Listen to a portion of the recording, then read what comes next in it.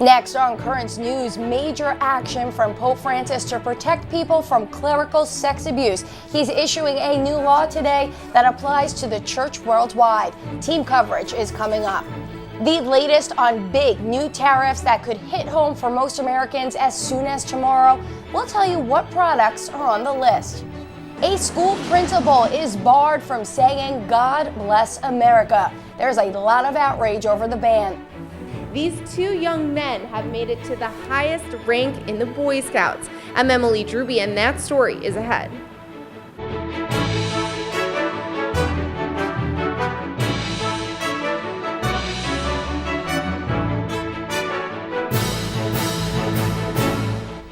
Good evening, I'm Michelle Powers. Liz Faublas is off. Pope Francis is taking groundbreaking action to protect children and adults from clerical sex abuse.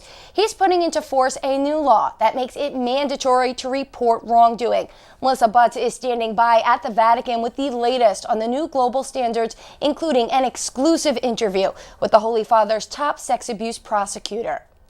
Pope Francis is now requiring every diocese within the entire Catholic Church to implement new procedures for reporting and investigating cases of sexual abuse. The goal is to keep every religious man and woman accountable for their actions. Pope Francis has written a new document entitled, "You Are the Light of the World." It gives every diocese in the world until June 2020 to establish a mandatory office with one or more public, stable, and easily accessible systems for submission of reports. It will address sex abuse committed, child abuse cover-up, and the use of child pornography. The goal is for each victim to be listened to, protected, and taken seriously. This is for the global church. The Pope, who is the supreme head of the Roman Catholic Church, is giving a law to the universal church. Crimes of abuse against religious sisters and also those committed against seminarians or novices by other clerics are included in the document. A major change is now all religious men and women are obliged to report promptly to ecclesiastical authorities any accusation of abuse they hear. While only religious are included in this mandate, laity are also asked to participate. A layperson may also investigate if a case is free of conflicts of interest. Each layperson is required to take an oath to carry out the investigation properly. Yet the ultimate responsibility for investigations lies with the Metropolitan Archbishop, who also has new responsibilities. When investigating bishops, he will receive a mandate from the Holy See to look into the case. They also have now fixed time frames, requiring a status report on the state of the investigation every 30 days. This will ensure everyone is responding to the case in a timely manner. A fund may be created to pay for the cost of the investigations. It will be managed by an administrator who must receive a full account of how the money was spent at the end of the investigation. The Metropolitan must send the result to the competent Vatican dicastery, who will continue the process in accordance with canonical norms and Vatican law. The Holy See at that point can set preventative and restrictive measures against the accused. The penalties for committing a crime of sexual abuse remain the same, yet the Pope is cracking down on the action, or lack of it, being taken around the world. At the Vatican, Melissa Butts, Currents News. Back to you in New York, Michelle. Reaction to the Pope's action is pouring in tonight. Brooklyn's Bishop Nicholas DiMarzio is applauding the Pope's groundbreaking move. Again, one of the problems in dealing with the issue of sexual abuse is that we're talking to a world, a whole world, different countries, different laws, different ways of trying to deal with these issues. So it's important that the Holy Father has enunciated these, it's basically new law. There is a real concern for transparency so that people know exactly what the process is that should be given to the faithful so they know what to do. On our own diocese, with my canonical consultant, Monsignor Hernandez, we will prepare a document that will accompany this that explains that our existing process will remain in effect, that our reporting line will stay open. The added effect here in this document is that if someone feels the bishop has not handled the case properly, they can have recourse to the Metropolitan, who is the Metropolitan of the diocese, would be, in our case, Cardinal Dolan. So again, any document, I'm sure that it can be criticized, but I think in general you have a good, positive statement of how we're going to face the future.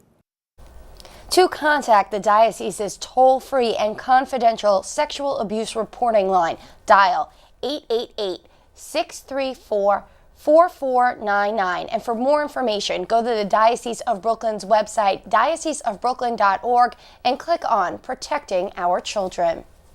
New York's Cardinal Timothy Dolan is saying the Holy Father again shows his concern that the evil scourge of sexual abuse must be dealt with swiftly. The Cardinal says it is a much needed and tremendously important step forward for the Church Universal. While much of what the document calls for is already being done here in this country, we will advance the work already begun with the Charter for the Protection of Children and Young People and carried out for the past 17 years. The Pope's groundbreaking law on abuse will be felt throughout the global church. In many ways, they are based on the work first begun in the United States through the 2002 Dallas Charter for the Protection of Children and Young People. Joining us to talk more about the connections is the national correspondent for the Tablet and Crux, Christopher White. So, Christopher, now that we have this document, where exactly do we go next? Well, look, this document really says that no one in the church has an excuse for not reporting abuse. And so it establishes a sort of a level playing field that all Episcopal conferences around the world now have to go back and implement. So the Pope's given them a tight deadline. He said, by this time next year, we're going to come back and you're going to be held accountable. And so that's really the ground floor. And it also extends beyond just abuse of minors to the abuse of power. And so even those bishops around the world that have guidelines in place have to go back and make sure their guidelines reflect the abuse of power as well. Speaking about those guidelines, how do these new norms differ from what the U.S. bishops put into place with the Dallas Charter? Well, the Dallas Charter is really considered the gold standard from around the world as sort of offering best practices. So it builds on the Dallas Charter in many respects. Now, the difference is the Dallas Charter does not have a framework for bishop accountability, which is widely seen as the next step, which this document offers a skeleton for. Now, we know our bishops are going to meet in June. How might this affect the plans for that meeting? Well, this document provides a framework for what the bishops hope to enact come next month. And so the sort of framework is that it relies on what's called the metropolitan model, which basically relies on the metropolitan bishop to investigate cases of abuse alongside a lay review board. Now, the specifics of that are still getting worked out, but there is a framework in place that the U.S. bishops can go on from here. So, Christopher, I think the biggest question is, how are sex abuse survivors and their advocates reacting so far? Well, I think it's important to say that this document has been widely acclaimed as sort of the most serious document to come out from the church in its history on sex abuse for providing a global framework. And a lot of survivors and survivor advocates have said this is a huge step forward. But they've also said, look, it's not enough. We still have to take into account greater roles for lay leadership, and we still have a lot of work to do with defining the relationship between the church and civil authorities. So a step in the right direction, but just that. So moving forward. All right, Chris, thank you so much. Thanks, Michelle. The entire text of the Pope's groundbreaking law is available for you to read on the Tablet's homepage. Go to thetablet.org. The deadline is only hours away at midnight, and without a deal, you'll likely pay more for many of the things you buy that are made in China. Kristen Holmes has the latest on the tariff countdown and what it means to you. You see the tariffs we're doing? Because they broke the deal. They broke the deal. President Trump slamming China and praising an upcoming tariff increase on Chinese-made goods. We're not going to be taken advantage of anymore. We're not going to pay China $500 billion a year. So we put very heavy tariffs on China as of Friday. This as the U.S.-China trade talks continue in Washington. Last July, the Trump administration imposed its first round of tariffs on $50 billion of Chinese exports. In September, it added a 10% tariff on approximately $200 billion of additional goods. At midnight tomorrow, those tariffs increase to 25%, increasing the price for things like fish, soybeans, handbags, steel, and more. On the apparel side, they're going to hit us in our hats, our handbags, our wallets, and they're going to hit us on baseball gloves. Not on the current list, things like iPhones, televisions, shoes, and toys. But President Trump said tariffs on those popular items are coming soon. It'll be $325 billion at 25%, and we're starting that paperwork today. Meaning American consumers will soon be paying more for nearly everything imported from China. In Washington, Kristen Holmes, Currents News. The president is facing another challenge tonight, a military one from North Korea. The Kim Jong-un regime launched 2 suspected short-range missiles this morning. The rockets reportedly had a range of about 260 miles. Trump said he's not happy about it, but he did not outline any steps he'd take against Kim. South Korea's president said the missiles might be an attempt to pressure the U.S. to renew talks with the North over its nuclear weapons program. A big display of Russian military might today in Moscow's Red Square. Vladimir Putin, who was there, vowed to beef up his country's forces and to keep them strong. Russia is commemorating the anniversary of Nazi Germany's surrender in World War II 74 years ago. The 2-day public holiday comes amid heightened tensions with the West and fears of a new arms race with the U.S. The White House is warning of consequences unless Nicolas Maduro frees a Venezuelan opposition leader. Agents of the regime seized Edgar Zambrano in Caracas as he sat in his car. A tow truck hooked up to the car's bumper and dragged it and him away. Zambrano is the vice president of the opposition-controlled National Assembly. Juan Guaido is in charge of the assembly, and he was asked why he hasn't been locked up yet. He spoke through a translator. Because they're scared. Those that try to spread or generate a perception of control are the ones that don't have it. There are a lot of Venezuelans that can't take it anymore. They are going to die due to lack of food. What is our timeline? Today. But what needs to be the optimal solution for Venezuela? The one that generates the least social cost, the one that will secure stability in governments, that we will be able to tend to the humanitarian crisis and be able to produce truly free elections. Guaido said many in the Catholic country are praying in good faith and many are afraid. There's a lot more news headed your way. They've reached the very top and they belong to the same parish in Queens. The story of 3 young men who are now Eagles. What President Trump might do to bring down the sky-high prices of some medicines. Outrage is flaring after a school principal was banned from saying something close to the heart of millions of Americans. Do you have a story idea or want to share a tip? Email us at newstips@desalesmedia.org or call our 24-hour number 718-517-3122. We'll be right back.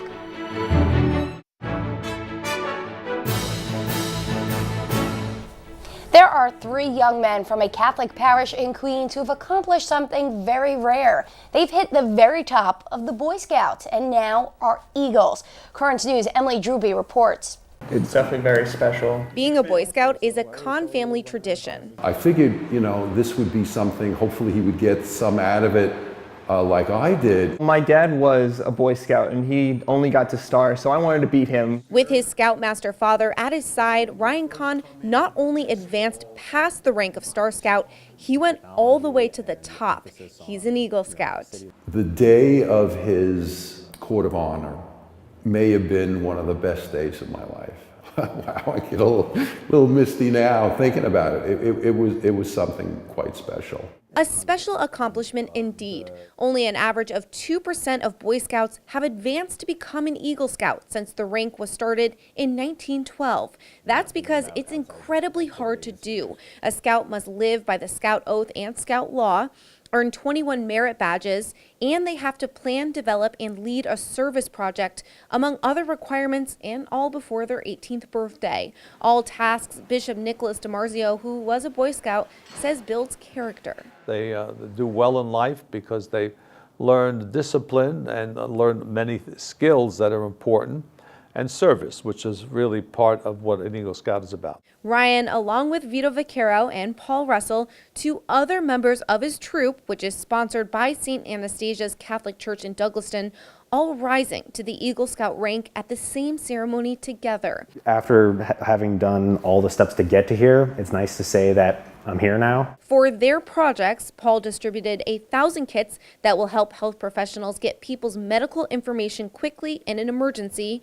Vito revitalized a Queens park, while Ryan renovated a Douglaston American Legion post. While they each had their own project, in true Scout fashion, the boys helped each other. Whether or not you need the help or not, it's great to have people there for you. Proof they live by the Scout oath of helping other people, and that while the Khans might be family by blood, the Eagles are family through the Boy Scouts. In Douglaston, Emily Druby, Currents News. Bishop DiMarzio honored Scout leaders from around the diocese last night. The annual Scouting Awards dinner recognized those who, through their hard work and dedication, promote the Catholic faith in the Scouts movement. The honorees were saluted for connecting Scouting programs with the Catholic Church. NYPD Commissioner James O'Neill was among those who received an award. And it's such an important organization. It builds character for young people, for young boys. It reinforces values that you get from your parents and you get from the church also. The Elizabeth Ann Seton Awards was also presented to recognize the contributions of Catholic Girl Scout leaders. Other stories making headlines: a major bust in a ritzy Los Angeles neighborhood. A man accused of illegally selling firearms under arrest by the LAPD. Acting on a tip, investigators found more than 1,000 weapons inside his home. Tools and equipment used to manufacture firearms were also found. Pistols, rifles, shotguns, assault weapons, all types of calibers, all types of makes, all types of models. I've never seen so many weapons in my career of 31 years. Investigators say they are launching a long and extensive investigation into what the illegal operation was all about. In Louisiana, crews rescuing people from their homes after heavy rains brought on fierce flooding, and the danger spanned several states. Millions of residents from southeast Texas to southern Arkansas are facing flooding threats, and conditions may even get worse. More rain is expected in the region through the weekend.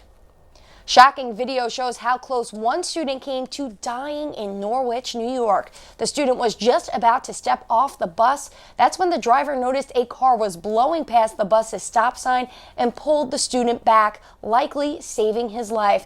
The district shared the video, hoping to highlight the importance of safety near buses. A school principal in Pennsylvania is being silenced tonight. His offense, saying "God bless America" over the loudspeaker system piped into the classrooms. The controversy is pitting parents on both sides of the church-state debate against each other. Cleve Bryan reports. It's right here, guys. In God we trust. The separation of church and state once again causing debate, this time over whether it's okay for a school official to say "God bless America" after children recite the Pledge of Allegiance. And there are people that don't believe in God. Every president has, said "God bless America." It's the right thing to do. Until recently, it was a tradition for the principal at Sabled Elementary School in Springfield to say "God bless America" over the public address system after leading the pledge. But after a parent complained to a religious watchdog group and lawyers got involved, the Springfield School District decided no more "God bless America" over the PA system. A statement to parents read, "We understand that this is an important topic to many of our constituents. However, please understand that the district does not make the law, we follow it." I'm glad that our principal made the choice that he made by not saying it over the loudspeaker. I think children are very impressionable. I try to, instill in my kids every day the sense of unity and community and patriotism, and that's what I'll continue to do with my kids, and they will continue to say "God bless America." The school is not allowed to stop students from saying "God bless America," and while the issue may be settled at Sabled, it furthers the conversation if schools are inch by inch coming into compliance with the First Amendment, or if religious expression is being trumped by political correctness. I mean, what's the next step? Is the principal, are they going to come here when a student sneezes and the principal says "God bless you"? Well, I don't think a student should be made to have to say it. While the principal is prohibited from saying "God bless America," the school is not allowed to stop students from saying it. President Trump is calling on lawmakers to push for legislation designed to end surprise medical bills, stating that no family should be blindsided by outrageous costs. The administration is promising to send a set of principles to Congress that aims to end patient responsibility when they are unknowingly charged by out-of-network doctors or hospitals. The president also giving the green light for states to buy drugs from other countries.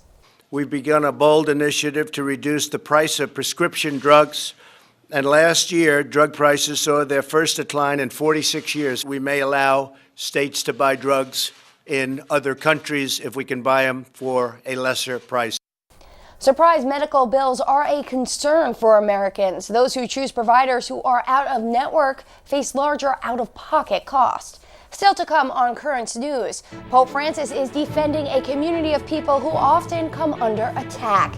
And the editor-in-chief of The Tablet, Jorge Dominguez, is here to give us a preview of this week's edition featuring some distinguished parishioners. We'll be right back.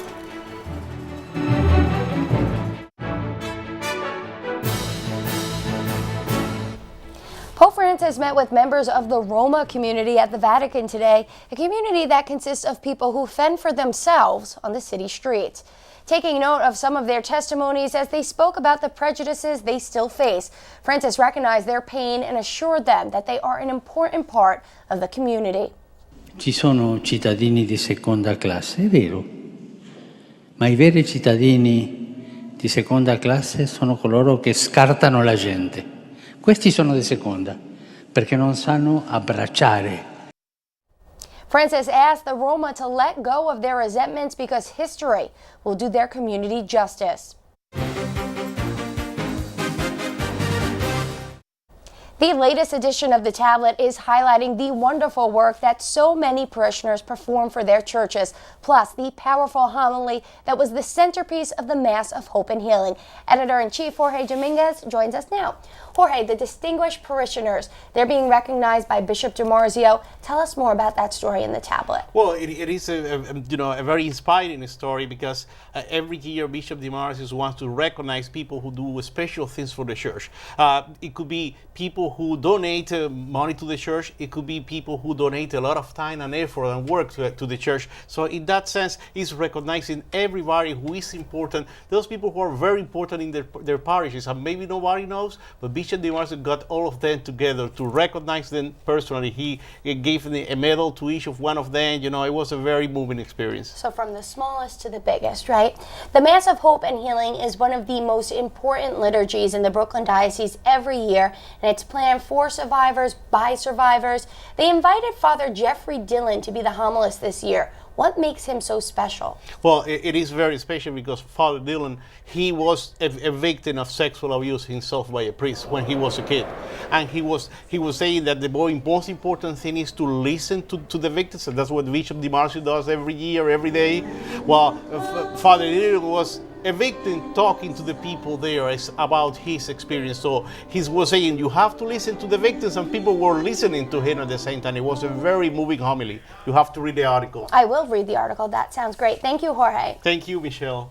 The Tablet needs your support to ensure that Catholic journalism will thrive well into the future. You can do so by subscribing to The Tablet so that it comes right to your mailbox. You'll save up to 55% by having it delivered to your home versus paying for it at church. Go to the website, thetablet.org/home55, or call 877-883-8356. And The Tablet has a brand new page called Our Diocesan Family, where you can share your pictures of recent baptisms, Holy Communions, confirmations, marriage, all of the joyous sacraments. For more details and to submit your photos, go to thetablet.org/Our Diocesan Family. Your picture may be published in an upcoming issue of the paper.